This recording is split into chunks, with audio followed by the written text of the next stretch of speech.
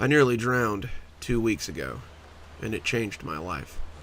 My family moved out to Mercy Shores recently. It's a little peninsula down in Washington, with 2 hardware stores, a Walmart, and not much else. Mom and Dad grew up in San Diego, amongst the hustle and bustle of city life, and decided they wanted to retire somewhere a little quieter. I had been their last child, a total surprise to both of them at 40. Now that they were 55, they felt it was time to retire and enjoy their golden years. So they moved me 400 miles away from my friends, my school, and anyone I had ever known so they could enjoy those golden years. We moved into a beach house of sorts. It was a 2-story, the second floor a loft that overlooked the ocean out of a big round bay window.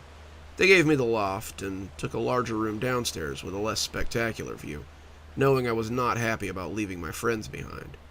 I guess my parents were trying to placate me, so I set up my meager possessions that I'd brought with us, the moving truck being a couple of days behind. As I set about finding a home for things, I found myself drawn to the big bay window that overlooked our little stretch of beach. The shore was far from picturesque. Not quite as pretty as the California beaches, Mercy Shore was stony and a little bleak looking.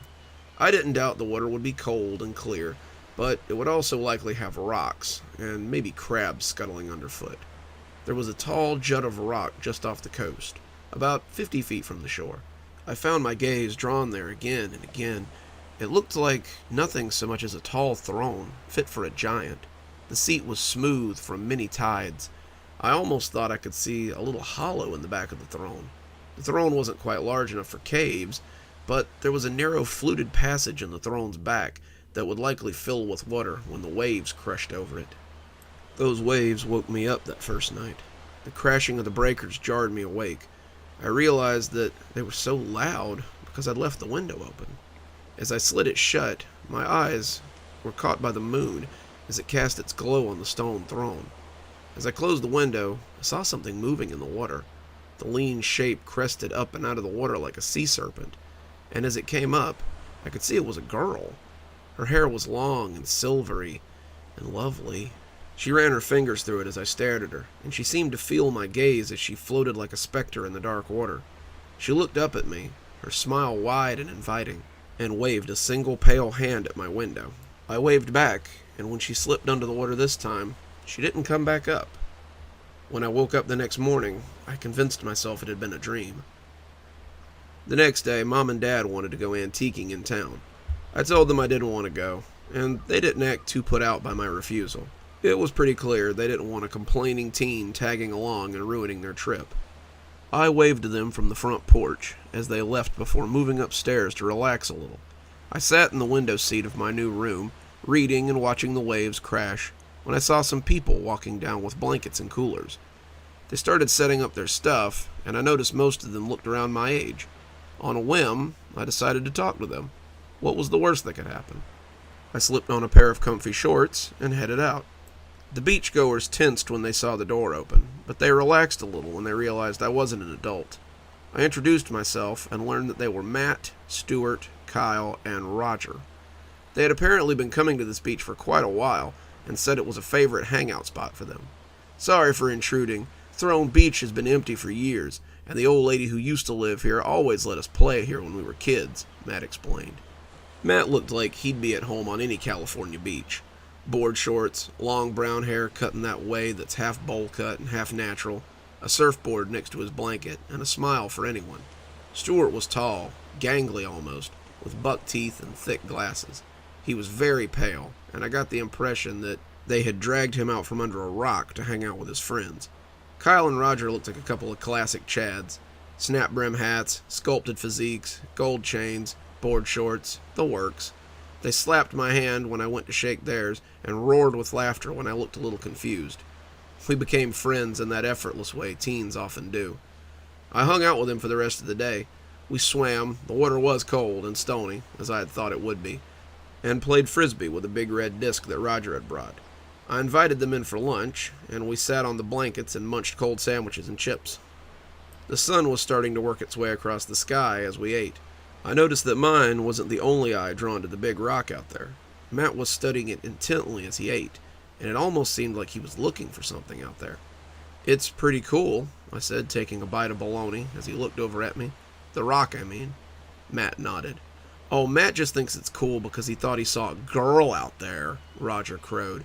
Matt shot him a murderous look, but I was interested. "A girl?" Matt blew out a big long breath. "Well, it happened a few years ago. I was out here swimming with Kyle and Roger, and the waves were a little rougher than I thought they were. We had all been daring each other to swim out to the rock and back. We had all done it since we were young. I was on my way back, and a huge wave crashed over me and drove me under. I kicked my legs and tried to right myself, but the waves kept crashing down. I was underwater, running out of air, and as my lungs cried out, I felt hands catch me. Someone lifted me and swam me to the shore. I was on my knees, hacking up water and struggling for breath. I looked back at the water and saw a girl swimming away. Kyle and Roger came running up then, and when I looked back, she was gone." Kyle snickered, but I was curious. "What did she look like?" "She had long hair, maybe blonde or silver. She looked young. I remember thinking that she was about my age. Her hands felt strong but cold, and I've been keeping an eye out for her ever since. I keep hoping maybe she'll come back." His eyes glazed over a little then, and he stared back at the throne-shaped rock hopefully. I heard my dad honk the horn on his old truck then, and my new friends turned to see my parents coming up the drive. They had some furniture in the back of the pickup. As Dad got out, he called me over to help him move it. I said my goodbyes and went to help, but found all four of them following behind me to my surprise. We had the furniture inside faster than expected between the five of us, and I introduced them to my parents. Mom asked if they'd like to stay for dinner, holding up a takeout Chinese food bag. "I can get some more. The place next to the antique shop smelled so good that I just had to have some." "Maybe another time, ma'am. We don't want to intrude," Matt said. He held his hands up, and I slapped it as he promised that they would see me tomorrow and see if I wanted to hang out. They cleaned up their stuff, and after another round of goodbyes, they hopped on their bikes and rolled into town. Mom smiled. "Making friends already, I see." I smiled back, realizing I had done just that. We sat around the table and ate as they told me about their day. My parents talked about the antiquing. The stores in town had a large selection, and Mom was in love with several other pieces. I told them about my new friends, and they agreed that they seemed like nice boys. I told them how lovely the beach was, and Mom said she had gotten a call from the movers saying that they would be here tomorrow afternoon with the stuff. "Maybe your friends would like to help you set up your room?" she asked. Turned out, they did. I spent that summer hanging out with my new friends. We had moved at the very end of school, and next year I would be starting 10th grade at Mercy Shores High. Matt, Stuart, Kyle, and Roger would be starting 10th grade as well. We had many of the same classes, and as the summer slipped away, Matt proposed one last beach day to celebrate the end of summer. "It's the last really warm day before fall, and we should take advantage of it." It was a great day. The sun was hot, the wind was breezy. Dad had set up a grill and was cooking hot dogs and hamburgers. Mom had found the badminton set, and we were using it to play volleyball. Mom agreed to play with us, to round the teams out, and she turned out to be really good at it. Roger, Stuart, and my mom creamed Kyle, Matt, and I 3-5, and we decided to swim a little after that.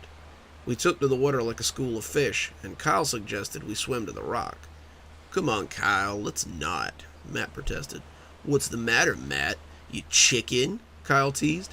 "I'll race you," I said, starting to swim for the rock, as Kyle cawed angrily and lit out after me. You don't realize it from the shore, but the rock is pretty far out. It was about 30 feet from the beach, and you just don't really realize it till you're there.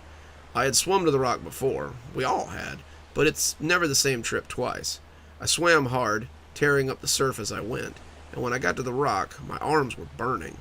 I hung to the side of the rock like a barnacle, catching my breath as Kyle closed the distance. When he was about 3 feet away, I dove back into the water and started swimming hard for the shore. I heard him yell, but I ignored him, paddling hard as I made for my friends who were bobbing near the beach. That was when something grabbed my leg. At first, I thought it was a fish that had just wandered too close, and I kicked my foot out to shoo it. When it wrapped its squishy hands around my leg again, though, it tugged me down with a strength I hadn't felt before. I was pulled under the water, dragged beneath the waves, and as I went below, I felt the air rush out of me in surprise. I kicked out, but whatever had me was fast. It dodged out of the way of my kicks and continued to drag me into the blackness below. I opened my eyes, trying to see what it was, and I was transfixed for a moment. It was a girl. It was the girl. Her hair plumed around her like a halo, and as she noticed me noticing her, she smiled at me. For a moment, it seemed like her mouth was too full of teeth, rows of needles that gleamed in the murky depths. She tugged me down, but now I very much did not want to go. I kicked again, but I was losing focus. I needed air. I was losing consciousness. As the blackness swam up before my eyes, I thought for sure I was going to drown. Then, something grabbed me under my arms and tugged me free. The next thing I was aware of was someone giving me CPR as I coughed and gurgled on the beach. Mom's face swam before me, and she smiled in relief as I came back. I sat up, still coughing, and heard someone in the water yelling for Matt. Kyle was beside me, apologizing profusely as I choked out the last of the water. I looked around and saw that Stuart was yelling at Matt as he dived under again and again, searching for something. I coughed up some water. What's wrong with Matt? Kyle looked out and sighed. He went out to save you. He dove to get you, but he came up talking about a girl he'd seen. He said she had you by the leg, and after he put you on the beach, he went out to find her again. Dad called the festivities shortly after that. Kyle and Roger hauled Matt out of the water, and the four left after saying goodbye and telling me that they were glad I was okay. Matt didn't say much of anything. He looked dazed and confused, and kept looking back at the water as they led him back to the bikes. I knew how he felt. I found myself drawn to the water after that. If I had a spare moment, or even if I didn't, I would sit by the water and listen to the waves. I couldn't get her out of my head, that beautiful creature that had grabbed me. Why had she grabbed me, I wondered. She had seemed intent on showing me something underwater. Did she want me to see something, maybe? Matt started coming around a lot more. Not to see me, not really, but I think he wanted to be close to the water too. I caught him down by the water at night sometimes, sitting by the shore or sitting by the beach. He never brought anything. It was always just sitting in the sand and staring at the water. Dad came out and shooed him more than once, and he told me to tell Matt not to sit out there at night a few days later. He could get hurt out there, and I don't want to call the cops on him for trespassing. That was the night I heard the whispery voice coming from the beach. It came through my window and seduced my ears to wakefulness. I sat up, listening, hearing a returning voice that was much less musical. It was no less familiar, though. When I looked out on the beach, I saw that Matt was on the shore and talking with someone.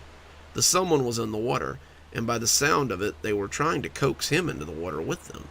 He looked back towards the road, his bike a shadowy hulk on the street, and then again at the speaker. He said something too low for me to hear, and when they returned to that sweet honey sound, he walked into the water, and I heard him splashing as he dove. I ran from my room and went softly down the stairs. I was worried about him. He was a strong swimmer, but the waters at night were likely dangerous. I came out onto the beach, whispering his name so as not to wake my folks up.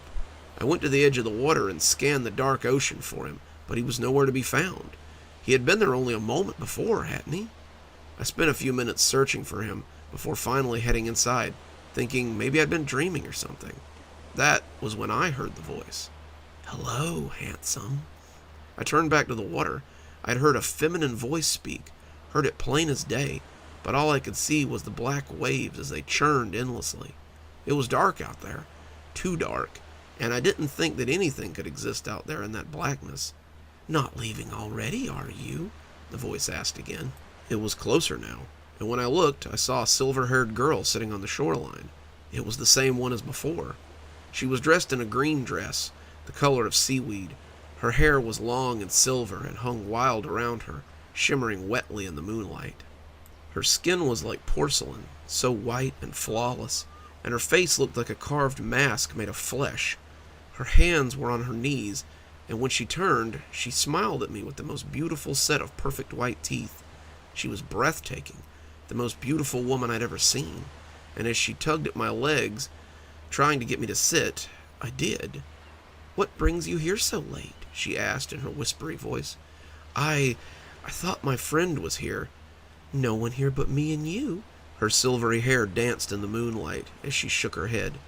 "I saw you the first night I moved in here," I said, not knowing why. She nodded. I wanted to say hello, and now it seems I have. I don't know how long I sat there, but it was the best night of my life. We talked for hours about nothing at all. She absorbed every word I said, and I basked in her ephemeral beauty. She was a goddess, her skin lacking blemishes or faults, her hair a perfect sheet of silver. We talked until the sun came up, and I remember her looking at it and giving it a little hiss. Come see me tonight, handsome, she said sweetly. Wait, where are you going? Home. I'll be back tonight. Then she kissed me, and my whole world trembled on the edge of breaking as her lips pressed against mine. When I came back to myself, I was lying on the beach. Matt's parents showed up the next day around lunch. Matt had apparently been missing since last night. They were worried about him because he hadn't been acting like himself lately. He hadn't been eating well, his sleep had been fitful, and they had often woken up to find him gone at night. Matt's father had found him on our beach many times, curled up in the sand, and they had hoped they'd find him here today. My parents said they hadn't seen him, and I said the same. It wasn't a lie. I hadn't seen him after all. I'd seen the girl, the most beautiful moon child, but any thoughts of my friend had fled my mind after that. They left to see the sheriff, and Mom bemoaned the luck. She asked if I was sure I hadn't seen him last night, and I said that I hadn't.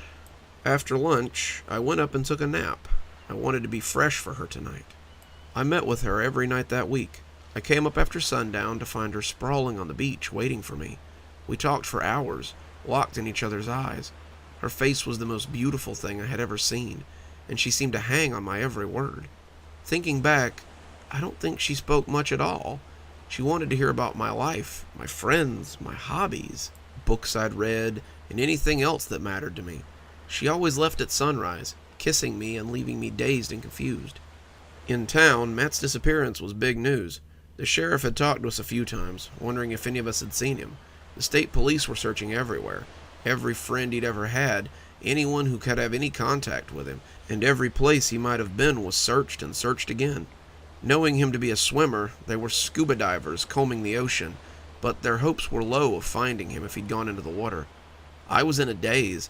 My waking thoughts were of the girl, the lovely girl, and when I would see her again. Kyle tried to get me to come looking for Matt with them, but I was always too tired. Mom wanted to take me school shopping, but school just didn't interest me. I was in love, I was in lust, and I wanted nothing but my porcelain goddess forever. My haze held until one day, when they found Matt.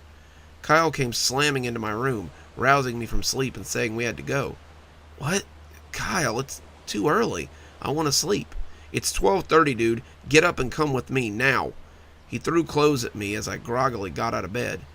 What's your damage, man? Why the sudden rush? We found him. My blood ran cold. You found Matt?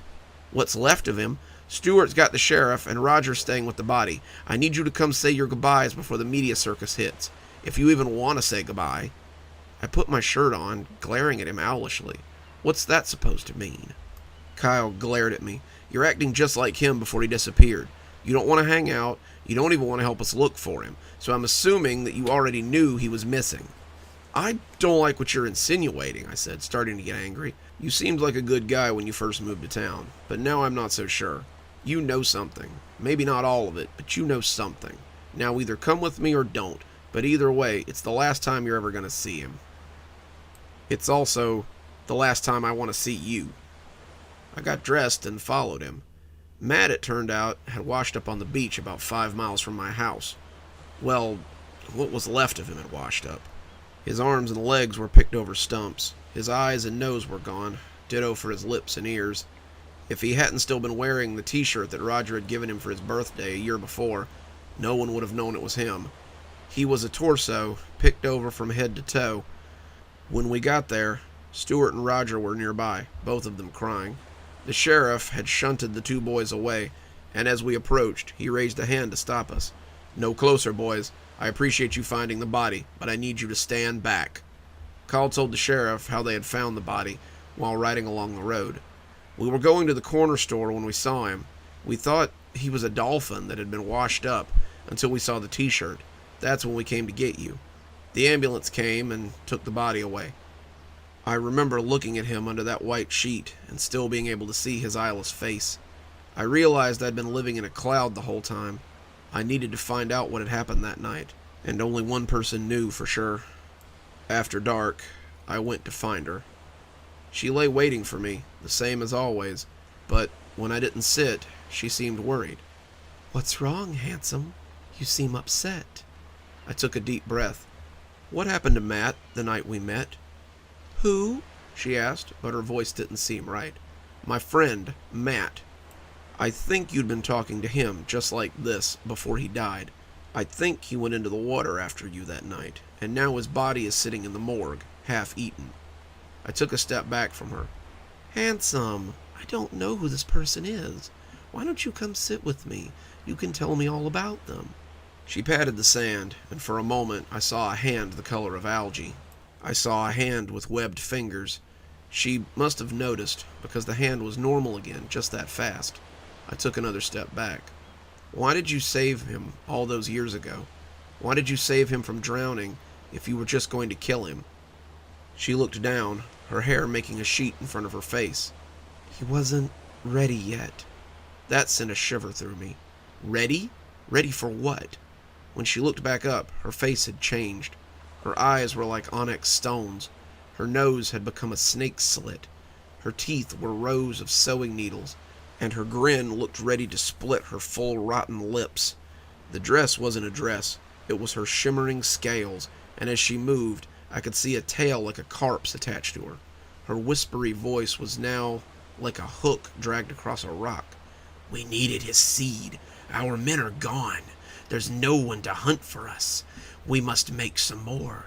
We have to create the next generation." My feet were moving backwards now. "You killed him for his... We needed his seed. We needed his meat. Once we were done, we gave him back," she said, her teeth fixed in a lazy grin. "I don't want to see you anymore," I said.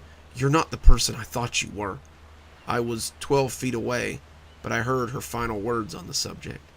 "You can't turn from me, boy. I swim in your veins now. You can't deny me any more than he could." She was right. Even as I walked away, wanting to run, I felt my feet trying to go back to her. I had to make myself go inside. I had to make myself go into my room.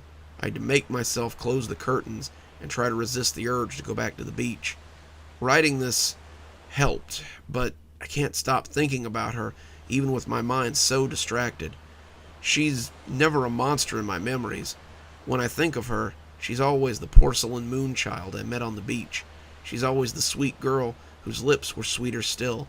She's always the subject of my infatuation. I peeked out my window several times. She's out on the rock, sitting on the throne, singing to me. Her song is for me alone, and I know that I will go to her despite my best efforts. Even now, I feel like a swim. Even now, I feel myself wanting to swim to her.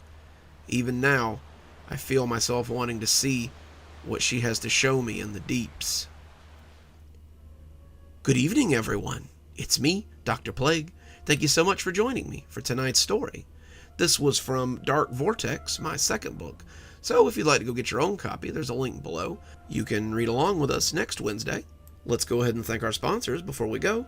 Thanks to Leslie Lou Riddle for being our Spooky Skeleton tier contributor. Thanks, Leslie. Just couldn't do it without you. And thanks to Glenn Jenkins for being our Ghost Rider tier contributor. Thanks, Glenn. We just couldn't do it without you either. If you'd like to support the show, come on down to Patreon. For just $5 a month, you can join my Spooky Skeleton army and have your name read out at the end of every YouTube and every TikTok that I make. And as always, thanks for stopping by. Dr. Plague, signing off. Have a wonderful evening.